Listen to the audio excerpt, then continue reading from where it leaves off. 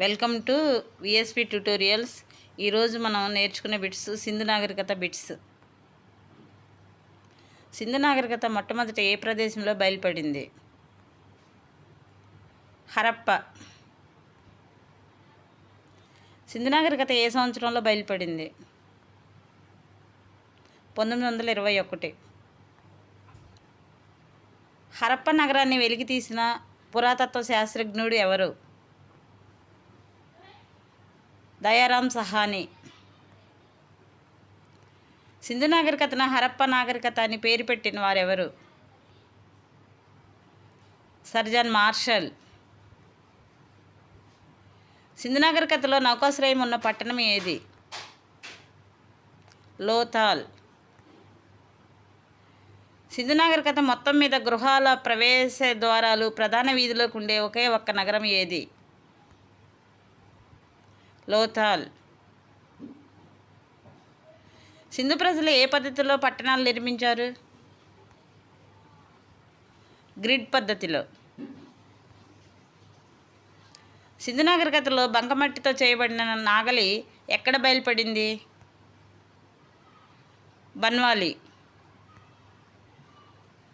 సింధు నాగరికతలో కనుగొనబడిన మొదటి ప్రాంతం పేరు ఏమిటి? హరప్ప. హరప్ప ప్రస్తుతం ఎక్కడ ఉంది? నేటి పాకిస్తాన్లోని పశ్చిమ పంజాబ్ ప్రాంతంలోని మౌంట్ గోమరి వద్ద ఉంది. మన దేశ మొదటి సర్వేయర్ జనరల్ ఎవరు? Sir John Marshall. సింధు నాగరికత కాలం క్రీస్తుపూర్వం 2500 టు 1750. హరప్ప నాగరికత ప్రధాన లక్షణం ఏమిటి? పట్టణ నాగరికత. సింధు నాగరికత హరప్ప నాగరికత అని పేరు పెట్టిన వ్యక్తి ఎవరు? Sir John Marshall.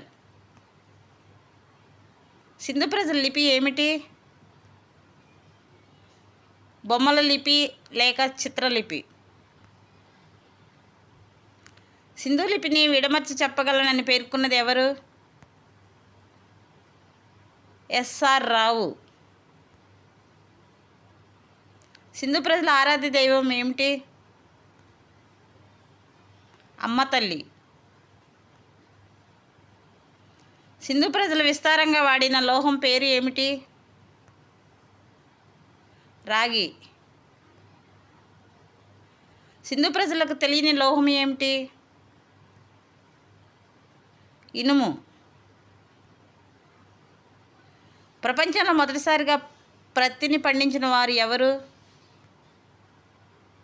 సింధు ప్రజలు. సింధు ప్రజలు పవిత్రంగా పూజించిన పక్షి పేరు ఏమిటి? పావురం. వరదల వల్ల 7 సార్లు దెబ్బతిన్న నగరం ఏది?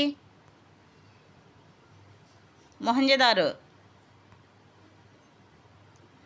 వరి పండించిన రెండవ నగరం ఏది? రంగాపూర్.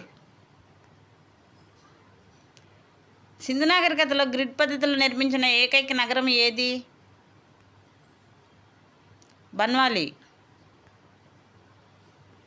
భూగర్భ మురికి కాలువ లేని సింధు నాగరికత నగరం ఏది? బన్వాలి.